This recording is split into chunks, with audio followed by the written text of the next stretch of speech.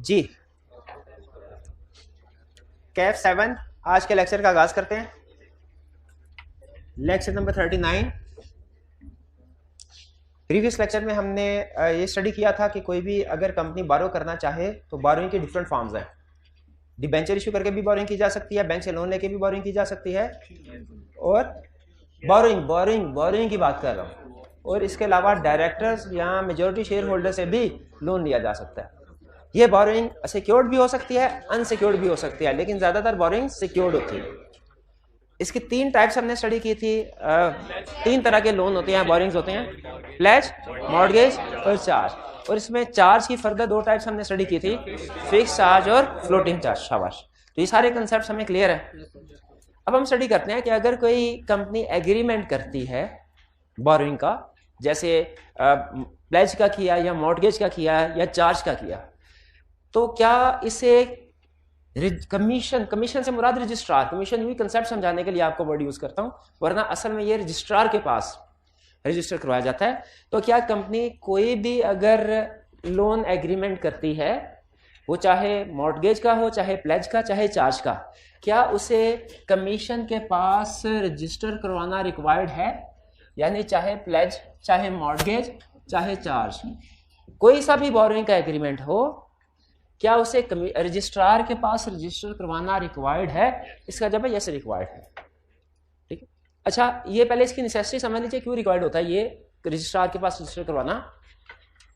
क्योंकि some time कुछ agreement ऐसे होते हैं जो शायद आपने किसी और जगह पे भी रजिस्टर करवाए हों। जैसे आप कोई भी मॉर्गेज करवाते हैं तो गवर्नमेंट का जो लैंड रेवेन्यू रिकॉर्ड होता है, जहाँ पे जो प्रॉपर्टी है, वो जैसे लाहौर की प्रॉपर्टी है फॉर एग्जांपल, तो वो आपको सुना होगा पटवारी खाने में जाके वहाँ पे भी एंट्री होती है। वहाँ पे भी अगर आपने कोई मॉर्गेज करवाई हो तो मार्क किया जाता है इस प्रॉपर्टी के अगेंस्ट लोन लिया गया है। तो जब एक जगह पे गवर्नमेंट के रिकॉर्ड में एंट्री हो रही है, रजिस्ट्रेशन हो रही है, तो रजिस्ट्रार के पास भी रजिस्टर करवाने की जरूरत क्या है? इसकी 2 रीजन है। पहली रीजन जो ये कि रजिस्ट्रार के पास जब रजिस्टर करवाएंगे तो उसके पास कंपनी का सेंट्रलाइज्ड रिकॉर्ड मौजूद होगा। यानी कंपनी का किसी भी किस्म का, कितने भी उसने कंपनी ने अपने एसेट्स के अगेंस्ट में चार्ज रजिस्टर करवाए हुए हैं, सारे के सारे एक जगह पे मौजूद होंगे, जिससे जो लोन देने वाले यानी बैंक वाले लोग, उन्हें आसानी होती है ये जानने में कि क्या कंपनी ने ऐसा तो नहीं है कि अपने एसेट्स की अमाउंट से ज्यादा लोन लिए हुए हैं। तो कंपनी के जितने भी लोन्स होते हैं, सारे के सारे उनकी अपडेटेड अमाउंट, जितने भी सिक्योरिटीज हैं, वो रजिस्ट्रार के पास मौजूद होती है। और दूसरी रीजन ये होती है कि ना सिर्फ ये कि एज ऑन टुडे का रिकॉर्ड होता है रजिस्ट्रार के पास, बल्कि जब से कंपनी इनकॉर्पोरेट हुई है सारा रिकॉर्ड मौजूद होता है। इससे बैंक्स को एक ही जगह से ये भी अंदाजा लगाने में हेल्प होती है कि पास्ट में इस कंपनी ने किस किस बैंक से लोन लिए हुए हैं और कोई डिफॉल्ट किया है कि नहीं डिफॉल्ट किया।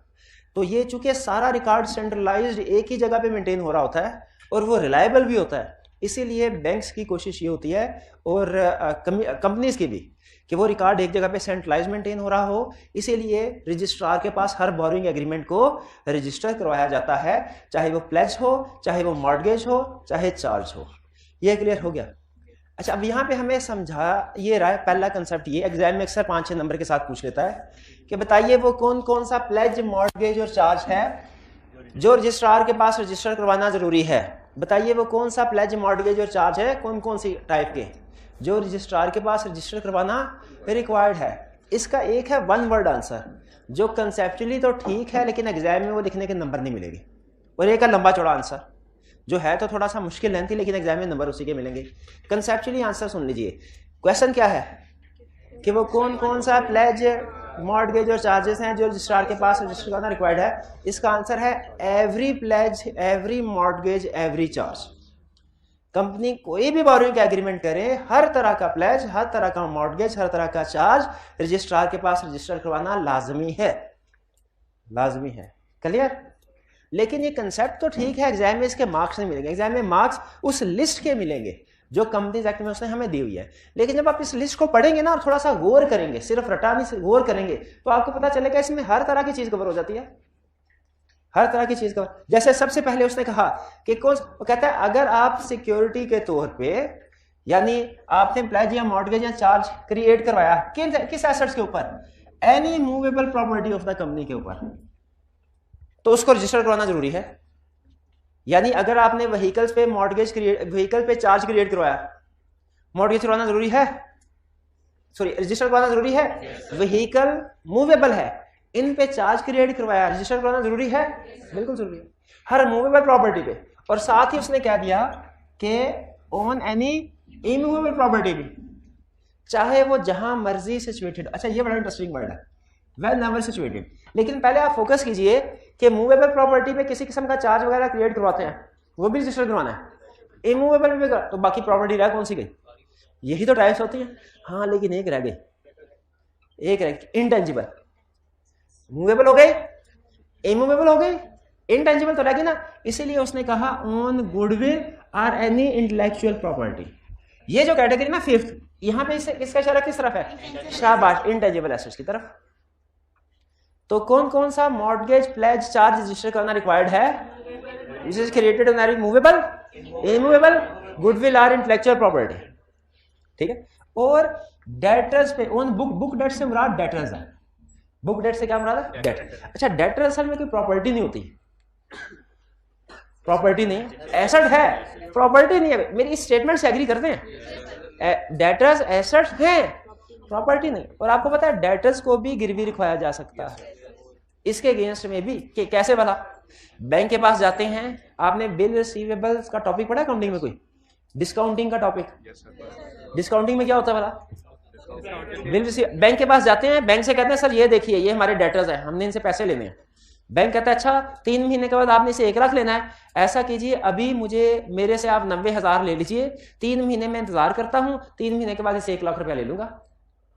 इसको हम कहते हैं डिस्काउंटिंग, ठीक है, डिस्काउंटिंग। तो जो अगर आपने टेक्निकली स्पीकिंग, ये तो बज़ाहिर रखता है ना डिस्काउंटिंग, लेकिन अगर आप इसके ऊपर सोचें असल में ये लीगली ट्रांजैक्शन क्या बनती है, आपने बैंक से 90,000 का लोन लिया और बदले में 1 लाख के डेटर्स को सिक्योरिटी के तौर पे बैंक के पास गिरवी रखवा दिया, ठीक है, और वो 10,000 बाद में उसका इंटरेस्ट होगा।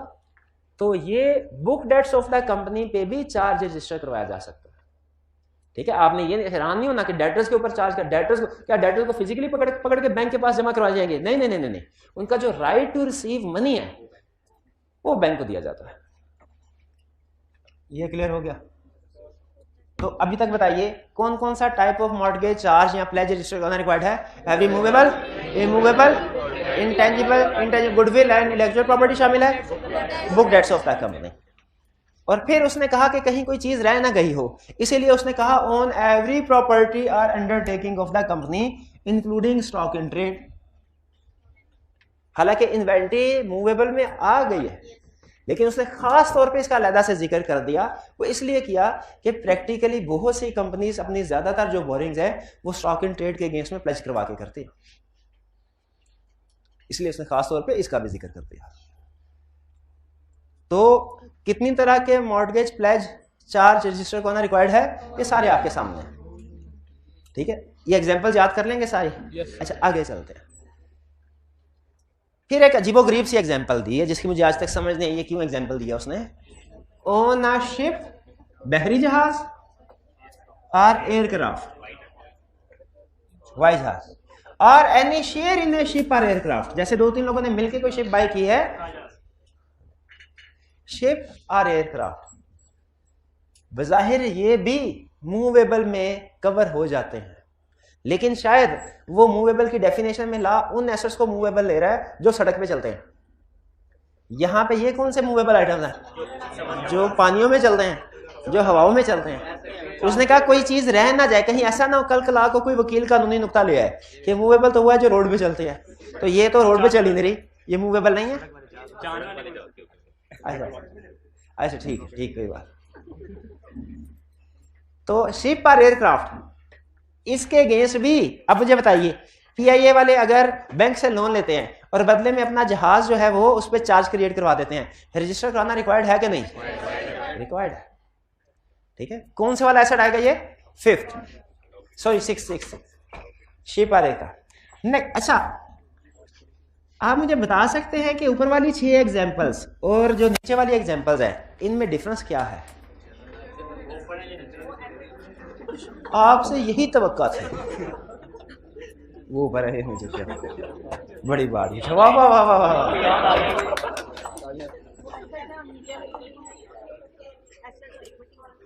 ऊपर एसेट्स है, नीचे क्या है? इक्विटी। हाँ ये देखिए बिल्कुल ठीक आपने पिक किया है। ये ऊपर जितनी भी एग्जांपल्स है ये इटसेल्फ एसेट्स हैं जिनको आप सिक्योरिटी के तौर पे बैंक के पास लिखवाएं, रजिस्टर करवाएं तो बैंक का चार्ज क्रिएट होता है। यहाँ पे नीचे वाली एग्जांपल्स में ये एसेट्स की बात नहीं कर रहा, बल्कि यहाँ पे ये नहीं कह रहा फॉर इश्यूएंस ऑफ डिबेंचर कि जब कभी आप डिबेंचर करेंगे तो उन डिबेंचर्स को सिक्योरिटी के तौर पे बैंक के पास रखेंगे। यहाँ पे ये नहीं कह रहा, क्योंकि डिबेंचर तो इटसेल्फ हमारी लायबिलिटी है, तो सिक्योरिटी के तौर पे एसेट्स दिए जाते हैं, लायबिलिटीज थोड़ी दी जाती है। ये नीचे वाली एग्जांपल अगर आप देखें तो ये लायबिलिटीज है। यहाँ पे ये नहीं समझा रहा कि इनको सिक्योरिटी के तौर पे रखवाया जा सकता, बल्कि समझा क्या रहा है कि अगर आप डिबेंचर्स इशू करते हैं, सिक्योर डिबेंचर, तो डिबेंचर इशू करने के अगेंस्ट आपने कोई भी चीज को सिक्योर करवाया हो, किसी भी किस्म के एसेट को सिक्योर करवाया, उसकी रजिस्ट्रेशन करवानी है। यानी अगर डिबेंचर इशू किए, इनके अगेंस्ट जो भी चार्ज क्रिएट करवाया किसी भी किस्म के एसेट्स पे, वो आपने रजिस्टर करवाना है। यानी डिबेंचर रजिस्टर नहीं हो रहे, डिबेंचर इशू करने में बैकएंड पे जो सिक्योरिटी लिखवाई गई है वो रजिस्टर करवाना है। इसी तरह same for issuance of any instrument in the nature of redeemable capital. Redeemable capital किसको कहते हैं? Preference shares. Redeemable means returnable. तो अगर आपने उनके अगेंस्ट में किसी भी किस्म की सिक्योरिटी रखवाई है, किसी भी किस्म की सिक्योरिटी, तो आपने जब रिडीमेबल शेयर इशू किए तो जो भी सिक्योरिटी रिक्वायरी उसको रजिस्टर करवाना लाजमी है। और last on conditional sale agreements for acquisition of property. Conditional sale agreement क्या कह रहा है? जैसे lease financing, hire purchase, sale and lease back, ये भी कंपनी का बोरोइंग करने का तरीकाकार है। बोरोइंग करने का तरीकाकार है। आपने लीज पढ़ी हुई है? उसमें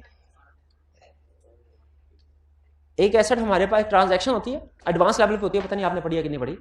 कंपनी को पैसों की जरूरत है, कंपनी क्या करती है, अपनी कोई प्रॉपर्टी किसी एक बंदे को बेच देती है, उससे 100 मिलियन अभी के अभी ले लिया और बाद में उसे कहा आप यही प्रॉपर्टी हमें लीज पे दे दें, हम यही प्रॉपर्टी आपसे रेंट पे ले लेते हैं, लीज पे ले लेते हैं। तो एक्चुअली जब आप देखें तो एसेट कंपनी के पास ही पहले भी था, अभी है। पहले भी कंपनी इसको इस्तेमाल कर रही थी, अभी भी इस्तेमाल कर रही है, लेकिन कंपनी को पैसों की जरूरत थी, अब वो कंपनी को पैसे मिल गए, जो एक तरह से कंपनी ने इसको सेल करके पैसे हासिल किए। ठीक है, अब कंपनी आहिस्ता आहिस्ता रेंट पे करती रहेगी। इसको बज़ाहिर देखा जाए तो ये सेल एंड लीज बैक की ट्रांजैक्शन कहलाती है, सेल एंड लीज बैक। लेकिन अगर आप लीगली देखें ना तो ये ट्रांजैक्शन ऐसे ही है जैसे आपने अपने एसेट किसी दूसरे के हवाले करके उससे लोन ले लिया है और अब आप आहिस्ता आहिस्ता मंथली बेसिस पे उसकी रीपेमेंट करते रहेंगे। ये है सेल एंड लीज बैक। इसी तरह हायर परचेज है कि जैसे आपने चीजें खरीद ली और अब आप आहिस्ता आहिस्ता उसको पे कर रहे हैं। तो वो कह रहे हैं इस तरह की भी जो लायबिलिटीज क्रिएट होती हैं कंपनी की, जिसमें बज़ाहिर तो ये लगता है कि कोई किसी किस्म का डेट इन्वॉल्व नहीं है, लेकिन दरअसल अगर आप सोचें तो डेट इन्वॉल्व है।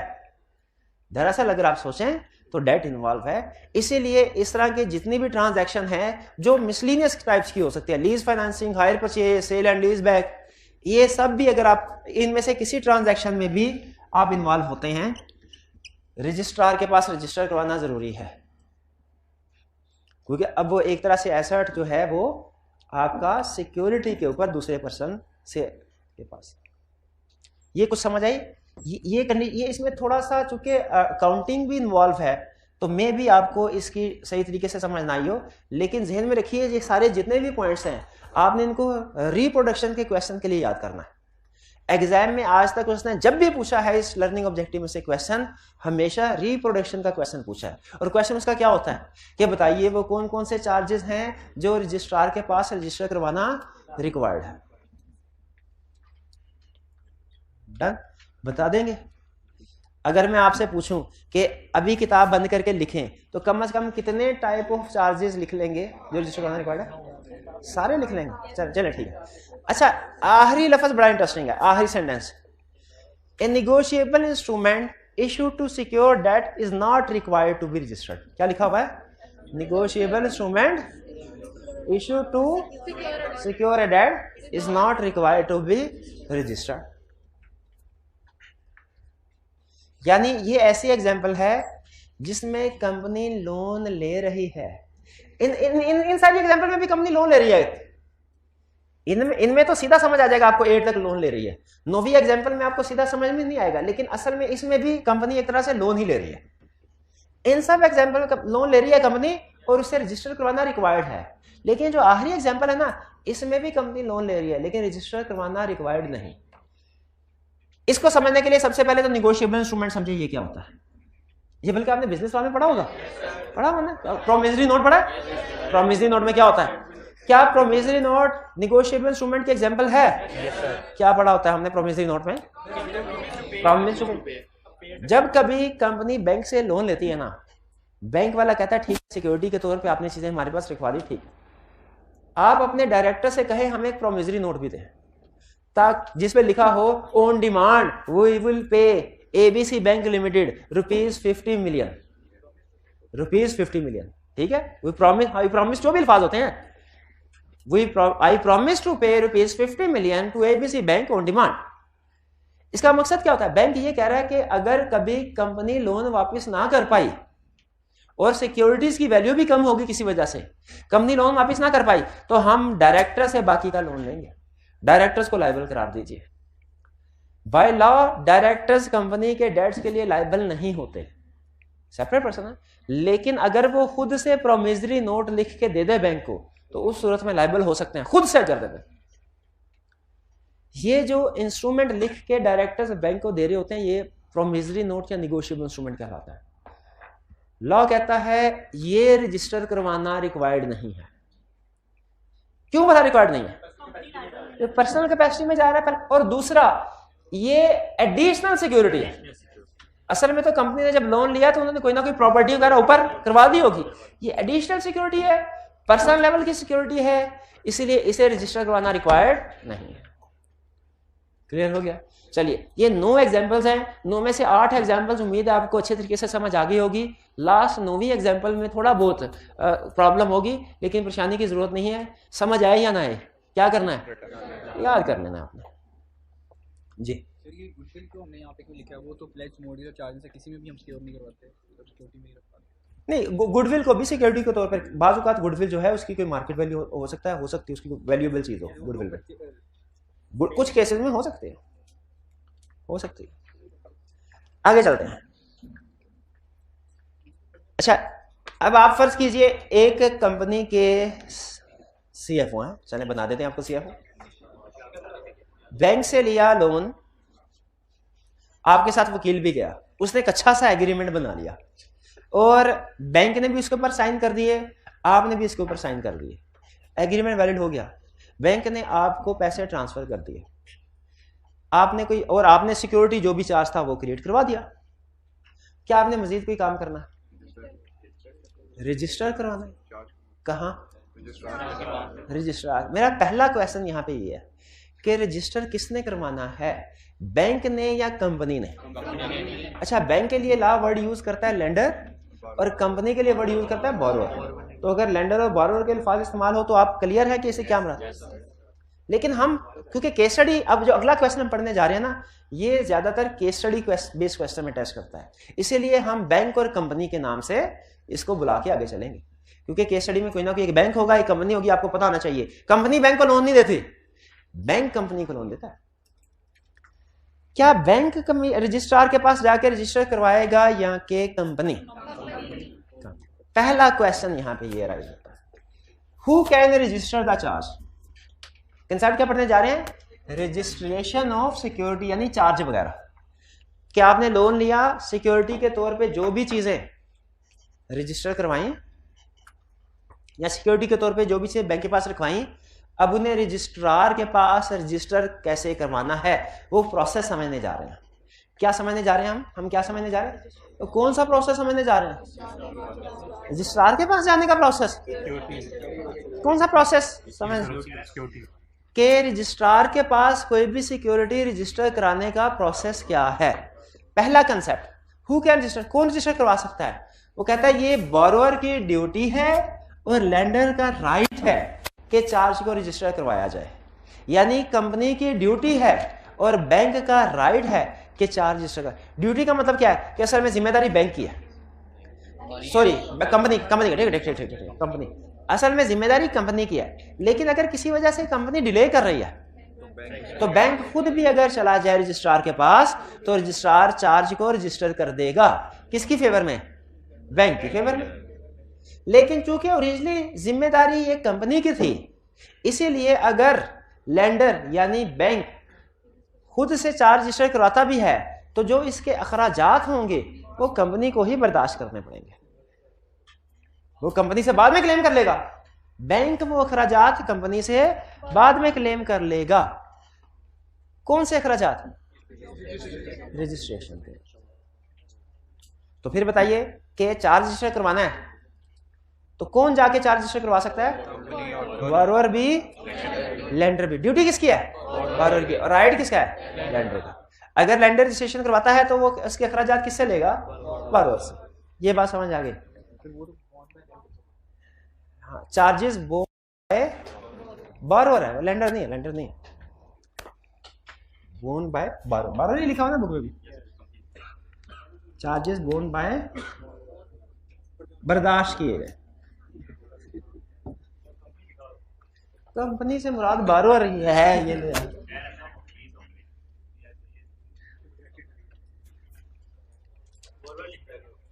Process of registration, process of registration. अब रजिस्ट्रेशन का प्रोसेस क्या है? स्टेप नंबर 1, 30 दिन के अंदर अंदर। किसके 30 दिन के अंदर अंदर? चार्ज क्रिएशन के। चार्ज क्रिएट कब होता है भला? जब इंस्ट्रूमेंट साइन होता है। इंस्ट्रूमेंट साइन होता है। इंस्ट्रूमेंट का मतलब क्या है? Loan agreement. लोन एग्रीमेंट को कहते हैं इंस्ट्रूमेंट या instrument creating charge. Instrument creating charge का मतलब है वो डॉक्यूमेंट जिसकी बेस पे चार्ज क्रिएट हो रहा है, यानी आसान अल्फाज में लोन एग्रीमेंट। तो जिस दिन लोन एग्रीमेंट होगा उसके कितने दिन के अंदर अंदर रजिस्ट्रेशन करवानी है? 30 दिन के अंदर अंदर। तो 30 दिन के अंदर अंदर कौन रजिस्ट्रेशन करवाने जाएगा? बारोअर भी जा सकता है, लेंडर भी जा सकता है। अगर लेंडर जाता है तो वो बारोअर से उसके खर्चात क्लेम कर लेगा। तो 30 दिन के अंदर अंदर, फर्ज कीजिए हमने कि बारोअर ही सीधे तरीके से रजिस्ट्रेशन करवा रहा है, तो जिस दिन लोन एग्रीमेंट हुआ उसके 30 दिन के अंदर अंदर बारोअर जाएगा किसके पास? रजिस्ट्रार के पास, और उसको copy of the instrument file करेगा। कॉपी ऑफ द इंस्ट्रूमेंट का मतलब क्या है? लोन एग्रीमेंट की कॉपी, और इसके साथ प्रेस्क्राइब्ड पर्टिकुलर्स फाइल करेगा। एक फॉर्म होता है जो फिल करना होता है, उस पर कुछ पर्टिकुलर्स लिखे होते हैं, वो फॉर्म फिल करके उसके साथ सबूत के तौर पे लोन एग्रीमेंट की कॉपी लगा के रजिस्ट्रार के हवाले कर दिया जाता है, और रजिस्ट्रार फिर उसको रजिस्टर करके सर्टिफिकेट इशू कर देता है। सर्टिफिकेट आपको पता है, रजिस्ट्रार जब कभी रजिस्ट्रेशन करता है कोई ना कोई सर्टिफिकेट जरूर इशू करता है। ठीक है, ये ना समझेगा कि रजिस्ट्रार सिर्फ या तो सर्टिफिकेट ऑफ इनकॉर्पोरेशन इशू करता है या certificate of commencement of business issue करता है। नहीं नहीं, वो अदर टाइप्स ऑफ सर्टिफिकेट भी इशू करता है। प्रोसेस क्लियर हो गया? क्या प्रोसेस है मेरे भाई बताइए?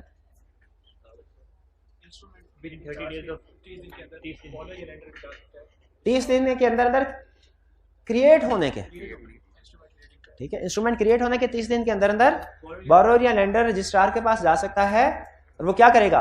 कॉपी ऑफ द इंस्ट्रूमेंट और पर्टिकुलर्स, प्रेस्क्राइब्ड पर्टिकुलर्स फाइल करवाएगा, और उसके बाद रजिस्ट्रार सर्टिफिकेट इशू कर देगा। कि सर्टिफिकेट का मतलब यह है कि आपके एंट्री हमने कर दिया चार्ज। सर्टिफिकेट कोई नाम, सर्टिफिकेट का मतलब सिर्फ एंट्री कर दी उन्होंने। ठीक है, उन्होंने, रजिस्ट्रार ने अपने रिकॉर्ड में जहां पे वो कंपनी के सारे मॉर्टगेज, प्लेज, रजिस्टर की एंट्री करता होता है उसमें एंट्री कर दी और एक सर्टिफिकेट दे दिया जो इस बात का सबूत है कि एंट्री हो चुकी है। अच्छा, नेक्स्ट अब जरा कहानी में ट्विस्ट आने वाला है। ये ट्विस्ट क्या है?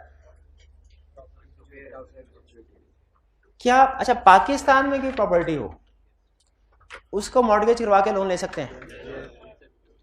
ये तो सिंपल कंसेप्ट है ना, ये कंसेप्ट नहीं।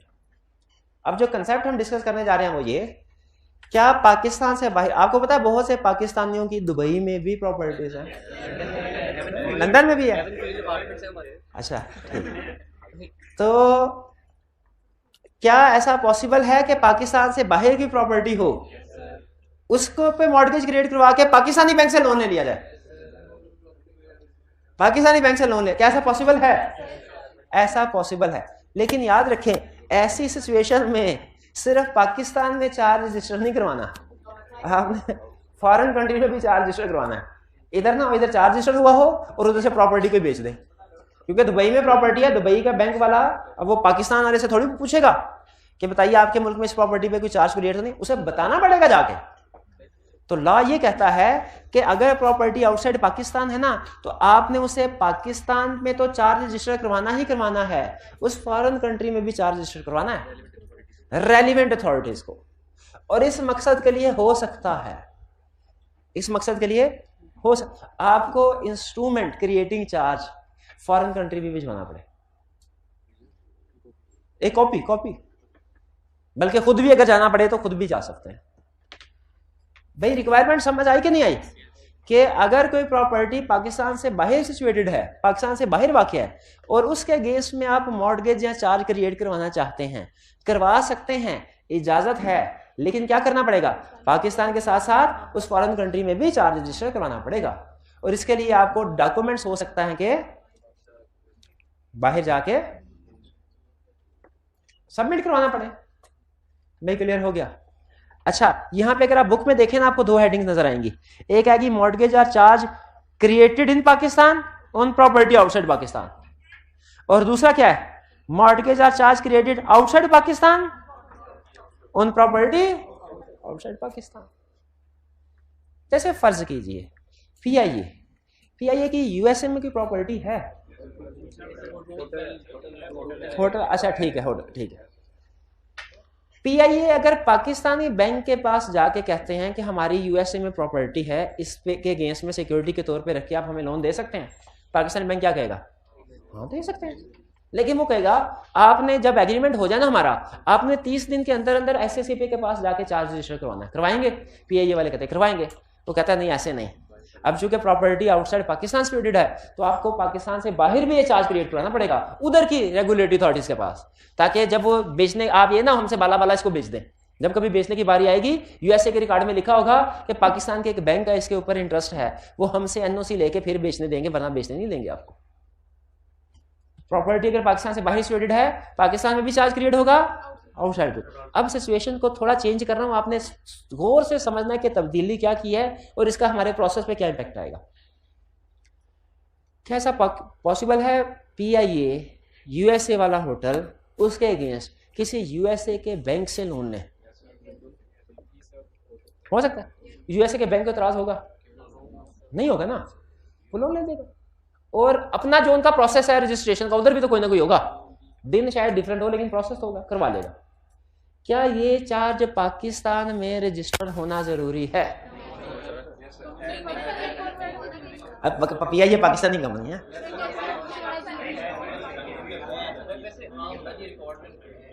रिकॉर्ड में एंट्री पहुंच गए, रिकॉर्ड में एंट्री होनी चाहिए। कहीं ऐसा ना हो यूएसए के बैंक से भी लोन ले लिया, पाकिस्तान के बैंक से भी लोन ले ले, हाँ उधर। तो इसीलिए अच्छा आप देखें, होना चाहिए। इसका मतलब ये हुआ इन शॉर्ट, ये बात लिखी नहीं हुई लेकिन कंसेप्ट से हमें ये बात पता चलती है कि प्रॉपर्टी अगर पाकिस्तान से बाहर है ना, तो लोन चाहे पाकिस्तान के बैंक से लें चाहे बाहर के बैंक से लें, दोनों जगह पे रजिस्टर करवाना चाहिए। लेकिन अब की बात, जब यूएसए में, क्वेश्चन मेरा ये है कि यूएसए में लोन रजिस्टर हो गया, पाकिस्तान में भी रजिस्टर होना चाहिए। कब? पाकिस्तान में नॉर्मल पीरियड तो 30 डेज का है, लेकिन अब कब होना चाहिए? 30 डेज। लेकिन 30 डेज स्टार्ट पता है कब से होंगे? जब नॉर्मली डॉक्यूमेंट्स जितने दिनों में पाकिस्तान पहुंचते हैं ना, नॉर्मली डॉक्यूमेंट्स जितने दिनों में पाकिस्तान पहुंचते हैं उसके 30 दिन के बाद, यानी 30 दिन कब से काउंट होंगे? जब उधर देखिए पाकिस्तान में रूल क्या है कि जिस दिन एग्रीमेंट हुआ ना तब से 30 दिन काउंट होंगे और उसके अंदर अंदर चार्ज रजिस्टर करवाना है। लेकिन ये प्रॉपर्टी आउटसाइड पाकिस्तान, इसमें रूल क्या है कि 30 दिन एग्रीमेंट की डेट से नहीं, जब डॉक्यूमेंट्स इंस्ट्रूमेंट पाकिस्तान पहुंचेंगे या नॉर्मल हालात में जितने दिनों में पहुंचते हैं उसके 30 दिन के अंदर अंदर। यहां पे थोड़ी सी डेज की एक्सटेंशन मिल गई इस वजह से कि फॉरेन कंट्री का केस है। ये समझ आया? इस पे तो हम सारे एग्री करते हैं ना कि रजिस्ट्रेशन दोनों मुल्कों में होनी चाहिए, बट ठीक है, मेन कंसेप्ट ये था। तो ये है further proceedings if property situated outside Pakistan. आपने इसको फॉरेन कंट्री में भी रजिस्टर कराना है, पाकिस्तान में भी, ठीक है। लेकिन अगर फॉरेन कंट्रीज में रजिस्टर करवाते हैं, लोन लेते हैं, और फिर पाकिस्तान में रजिस्ट्रेशन करवानी है तो पीरियड 30 डेज का कब स्टार्ट होगा? Document should reach Pakistan. ठीक है। Next, previous rights not to be, ओहो ये एक लाइन है, इसके पीछे बैंक की पूरी टर्मिनोलॉजी, जो एक बैंक का इत्तेफाक से ऑडिट किया था, उस पे क्रेडिट मैनेजर के साथ बैठ के हफ्ता लगा था, फिर ये टर्म समझ आई थी इनका मतलब क्या होता है। मेन कंसेप्ट क्या है? Previous rights not to be affected. अब जरा सुनिए। अच्छा मुझे बताएं, जो सिलेबस में सिर्फ उतना समझाऊं कि थोड़ा सा एक्स्ट्रा भी समझा दूं प्रैक्टिस? पक्की बात है, कंफ्यूज तो नहीं हो। अच्छा फिर लेकिन ये देखें, अगर एक्स्ट्रा मुझसे समझेंगे ना तो फिर सीफैब के जो सीला के क्वेश्चन ना उनमें प्रैक्टिकल टर्म भी यूज करता है। अगर आप मेरे से प्रैक्टिकल कंसेप्ट सीखेंगे ना तो फिर मैं आपसे टेस्टिंग भी प्रैक्टिकल लेवल पे करवा दूंगा। यानी हालांकि सिलेबस में शामिल नहीं है हमारे, लेकिन एक्स्ट्रा कंसेप्ट अगर आप मुझसे सीख रहे हैं तो मैं उसको फिर टेस्ट भी करूंगा एहतियातन, क्योंकि बाज़ का टर्म्स अब रिसेंटली कुछ ऐसी सीला में यूज कर रहा है जो प्रैक्टिस से रिलेटेड है, इसीलिए एहतियातन हम उसके टेस्ट करने का इंतजार नहीं करते, खुद से कर लेते हैं। लेकिन थोड़ा सा शायद कंसेप्ट आपको मुश्किल लगे। कुछ बैंक्स होते हैं, देखिए प्रॉपर्टी जो है ना, प्रॉपर्टी सिक्योरिटी,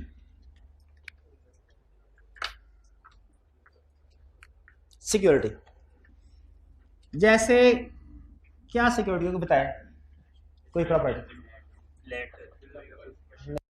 कोई बिल्डिंग का नाम बता आपका। पीटीसीएल की बिल्डिंग है, पीटीसीएल की बड़ी सी बिल्डिंग है, इसकी वैल्यू कर लेते हैं 100 मिलियन फॉर एग्जांपल। इतनी बड़ी बिल्डिंग, चले बहरहाल एग्जांपल के लिए काफी, इसकी मार्केट वैल्यू है 100 मिलियन। सिक्योरिटी को दो बड़े हिस्सों में पहले क्लासिफाई करना है, बड़े हिस्सों में। एक होती है शेयर्ड, एक होती है नॉट शेयर्ड। ये जनरल वर्ड मैं यूज कर रहा हूं, असल में लीगल टर्म कुछ और है। शेयर्ड का मतलब क्या है? एक सिक्योरिटी के ऊपर एक से ज्यादा बैंक्स ने लोन दिया हुआ है। नॉट शेयर्ड का मतलब क्या है? एक ही बैंक ने लोन दिया हुआ है। जब नॉट शेयर्ड होना तो इसे प्रैक्टिकली कहा जाता है इस बैंक का एक्सक्लूसिव चार्ज है। ये प्रैक्टिकल टर्म है। एक्सक्लूसिव चार्ज का मतलब क्या है? किसी एक प्रॉपर्टी के ऊपर सिर्फ एक ही बैंक ने लोन दिया हुआ है और उसी का राइट है। क्लियर हो गया ये? और शेयर्ड का मतलब क्या है? एक प्रॉपर्टी के ऊपर एक से ज्यादा बैंक्स ने लोन दिया। आपको बजाहिर लगेगा जैसे शेयर्ड में ना फ्रॉड हो रहा है बैंक्स के साथ, ऐसा नहीं है। जैसे अगर 100 मिलियन का की वैल्यू है तो हो सकता है कि 20 मिलियन का एक बैंक से लोन लिया हो और 30 मिलियन का किसी दूसरे बैंक से। यानी 100 मिलियन की प्रॉपर्टी में 20 मिलियन की सिक्योरिटी एक बैंक को दी हुई है, 30, तो दोनों बैंक खुश है। बल्कि दोनों बैंक ये कहेंगे सर जी हमारी सिक्योरिटी में अभी भी कुशन है, आप किसी तीसरे को 40 मिलियन लोन भी लेके ऐड करवाना चाहें कोई मसला नहीं है। क्लियर हो गया? अच्छा, फर्ज कीजिए पहले लोन लिया था ए से। एक्सक्लूसिव चार्ज में तो प्रॉब्लम ही कोई नहीं है ना, ये कंसेप्ट एक्सक्लूसिव चार्ज के लिए नहीं है, क्योंकि एक्सक्लूसिव चार्ज के केस में प्रीवियस किसी का राइट होगा ही नहीं। फर्ज कीजिए, अब इसको थोड़ी देर के लिए सिर्फ ये टर्म ध्यान में रख लें, बाकी इसको इग्नोर कर दें। शेयर्ड, पहले बैंक ए से लोन लिया 20 मिलियन, ठीक है, फिर बैंक बी से लोन लिया 30 मिलियन, ठीक। मेरा क्वेश्चन ये है, फर्ज कीजिए किसी वजह से प्रॉपर्टी की वैल्यू कम हो गई और इसको बेच के पैसे आए 40 मिलियन। 40 मिलियन, मेरा क्वेश्चन है इस 40 मिलियन की डिस्ट्रीब्यूशन कैसे होगी? इसको क्या प्रोपोर्शनेट डिस्ट्रीब्यूशन होगी? इसको 16, इसको 24, या पहले सारे का सारा इसको मिलेगा फिर इसको? पहले ए को, तरतीब के लिहाज से पहले ए ने लोन दिया था बाद में बी, पहले ए, यानी अगर बाद में बी एक सिक्योरिटी पे ऑलरेडी चार्ज क्रिएट हुआ है, उस सिक्योरिटी पे बाद में कोई दूसरा बैंक चार्ज क्रिएट करता है, तो यहां पे लॉ क्या कह रहा है कि प्रीवियस के राइट्स इफेक्ट नहीं होंगे। प्रीवियस के राइट्स इफेक्ट नहीं होंगे का मतलब क्या है? जब ये डिफॉल्ट करेंगे, ये सिक्योरिटी बिकेगी, सबसे पहले इसका पूरा डेट पे होगा, इसके बाद बाकी दूसरों की बारी आएगी। ये बात समझ रहे हैं? Previous rights shall not be affected का मतलब ये है। इसको बैंक की लैंग्वेज में कहते हैं ranking charge. Ranking, RANK। Ranking charge का मतलब क्या है कि जो पहले बैंक ने लोन दिया उसकी सेटलमेंट पहले होगी, फिर दूसरे बैंक ने लोन दिया उसकी सेटलमेंट बाद में होगी, फिर तीसरे बैंक जिसने लोन दिया उसकी सेटलमेंट उसके बाद होगी। रैंक बना दिए जाएंगे, तरतीब लगा दी जाएगी। यह है रैंकिंग चार्ज। FIFO, शाबाश FIFO, FIFO कह ले, बिल्कुल ठीक है। रैंकिंग चार्ज का मतलब हाँ कि जिसने पहले लोन दिया है वो पहले आओ जी। ये देखिए कहीं पे भी लिखा है, मुझे तो ये भी नहीं कंफर्म कि लिखा भी है कि नहीं। हाँ ये, लेकिन अभी मेरी बात समझ खत्म नहीं हुई। रैंकिंग, अच्छा क्वेश्चन फिर ये है कि इसमें नहीं, बकाया तो कंपनी को मिल जाता। क्वेश्चन ये है कि इसमें तो राइट्स इफेक्ट नहीं हो रहे, तो राइट इफेक्ट फिर किस केस में होते हैं? अगला सवाल तो ये है, राइट इफेक्ट किसके?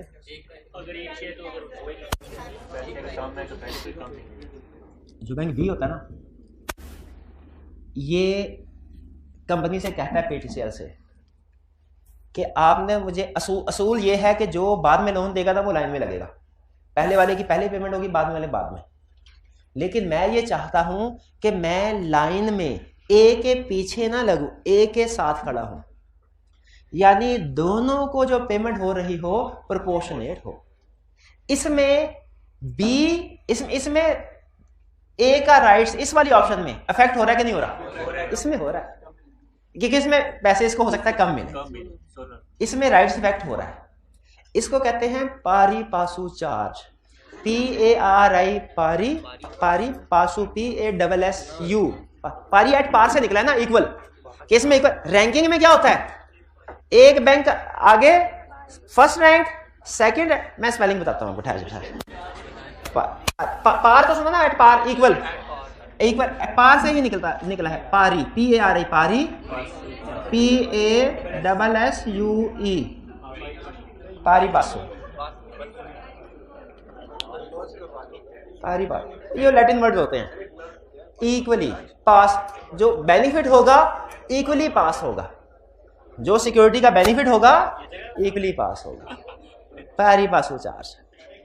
लेकिन इसके लिए आपको, चूंकि अब प्रैक्टिकली सुन ले बात,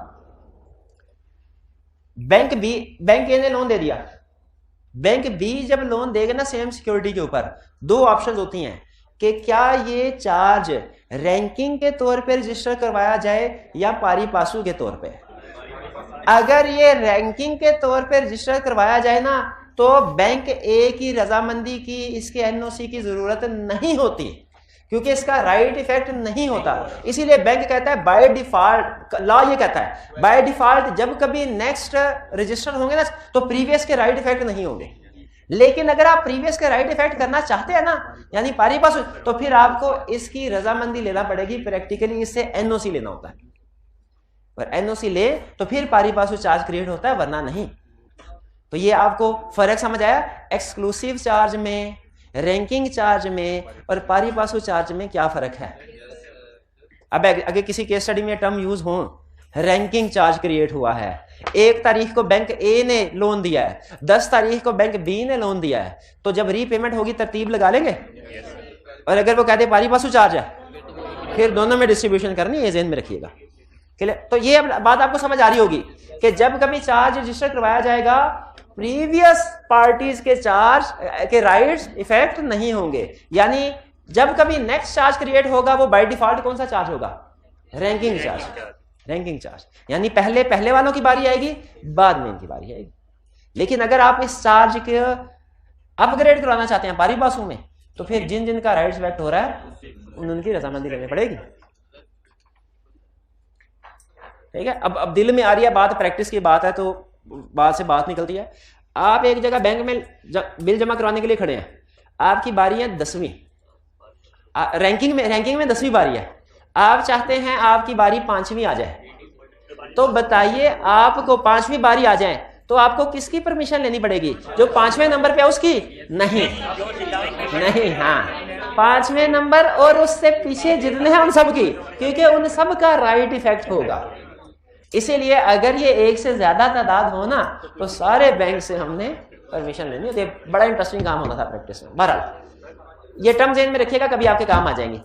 आगे चलते हैं। कॉन्सिक्वेंसेज ऑफ नॉन रजिस्ट्रेशन, नहीं रजिस्टर करवाते चार्ज तो क्या हो जाएगा?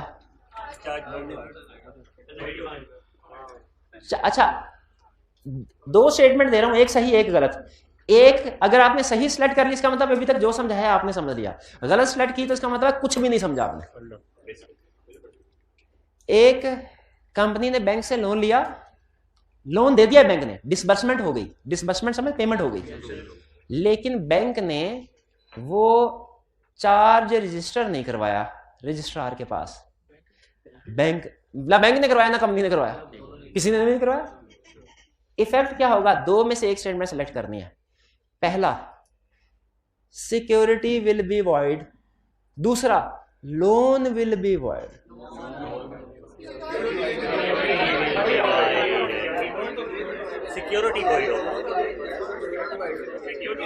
सिक्योरिटी वाइड होगी, लोन अभी भी देना है बैंक कंपनी ने, लोन अभी, यानी इसको हम कहते हैं ये लोन तो है लेकिन सिक्योर्ड नहीं है, अनसिक्योर्ड है।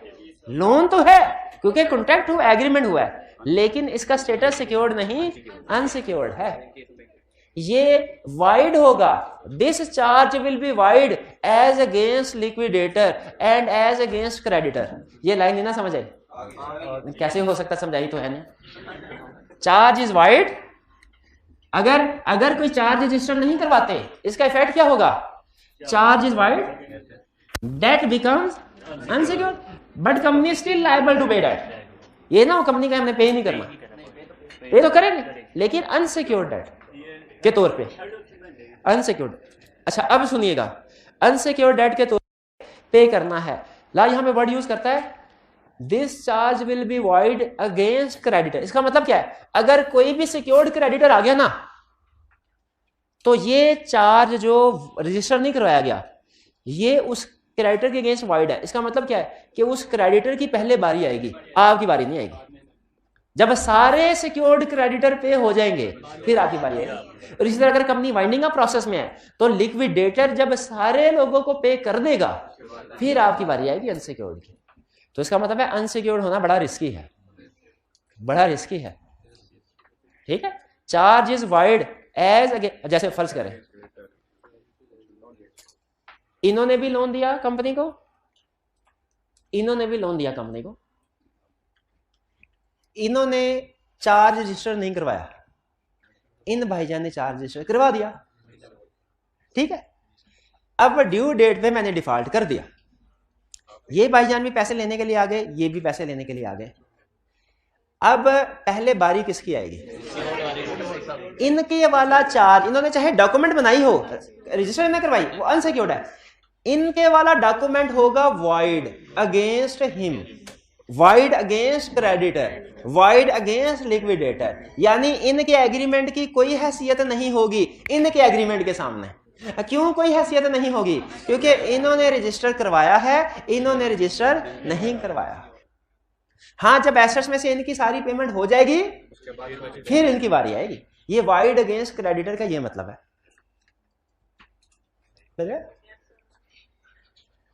फिर आखिरी चीज, कंस्ट्रक्टिव नोटिस ऑन एक्विजिशन। आखिरी concept, constructive notice on acquisition. आप अगर किसी कंपनी से कोई प्रॉपर्टी खरीदना चाहें, खरीद सकते हैं कि नहीं? खरीद सकते हैं, लेकिन आपने एक काम हमेशा करना है, क्या? रजिस्ट्रार के पास जाके उसके रिकॉर्ड में देखना है कंपनी ने इस प्रॉपर्टी को कहीं पे चार्ज या मॉर्गेज तो नहीं क्रिएट करवाया।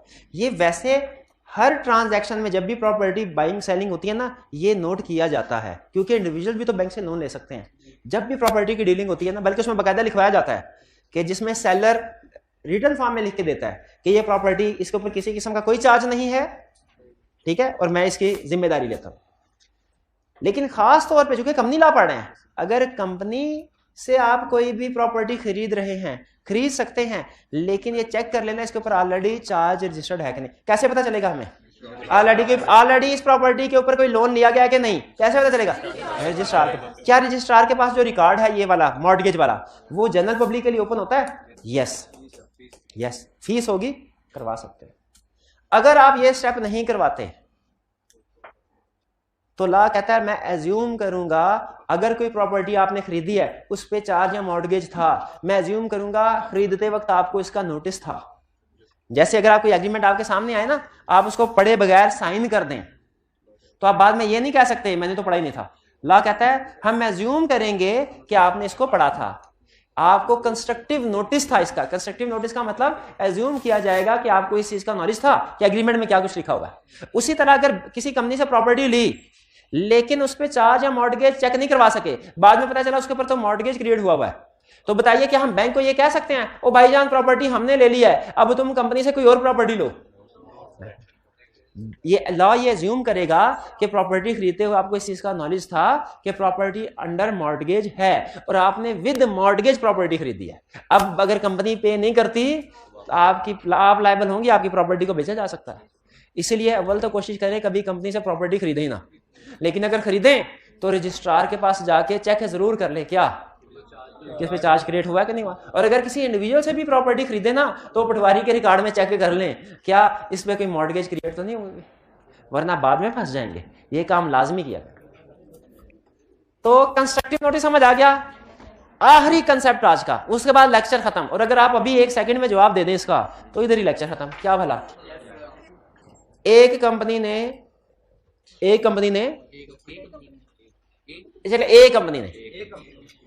ए लिमिटेड ने बैंक से लोन लिया और माल रोड की प्रॉपर्टी पे मॉर्गेज क्रिएट करवाया, रजिस्टर भी करवा दिया। बी लिमिटेड ने ए लिमिटेड से ये प्रॉपर्टी हासिल कर ली जो कि सब्जेक्ट टू मॉर्गेज है। बताइए क्या बी कंपनी ने अपने नाम से अब ये चार्ज रजिस्टर करवाना है कि नहीं मॉर्गेज?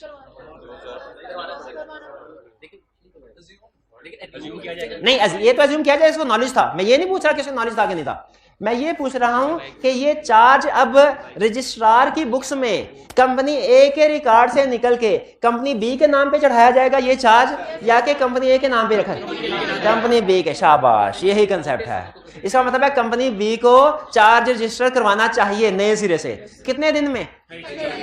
अब इस सूरत में 30 दिन कहां से शुरू होने हैं?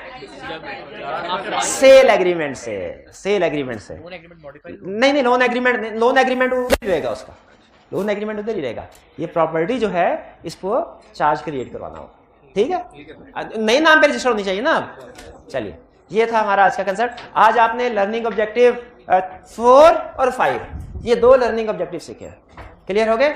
जिसमें हमने क्या सीखा? हमने लिस्ट सीखी कि कौन कौन से केसेस हैं जिनमें प्लेज मॉर्गेज या चार्ज रजिस्टर करवाना जरूरी है। इनफैक्ट हर तरह का प्लेज मॉर्गेज चार्ज रजिस्टर करवाना जरूरी है, लेकिन लॉ ने हमें ये कुछ लिस्ट दे दिया। कौन कौन सी? Movable property, immovable property, book debts, goodwill, intellectual property, share, aircraft share, issue of debenture, redeemable capital, और वर्ड में था मुश्किल सा रिडीमेबल कैपिटल हो गया, लीज एग्रीमेंट्स वगैरह, ठीक है। हाँ, एक ऐसा था इंस्ट्रूमेंट जिसको रजिस्टर कराना निगोशिएबल इंस्ट्रूमेंट। शाबाश, रजिस्टर करवाना जरूरी।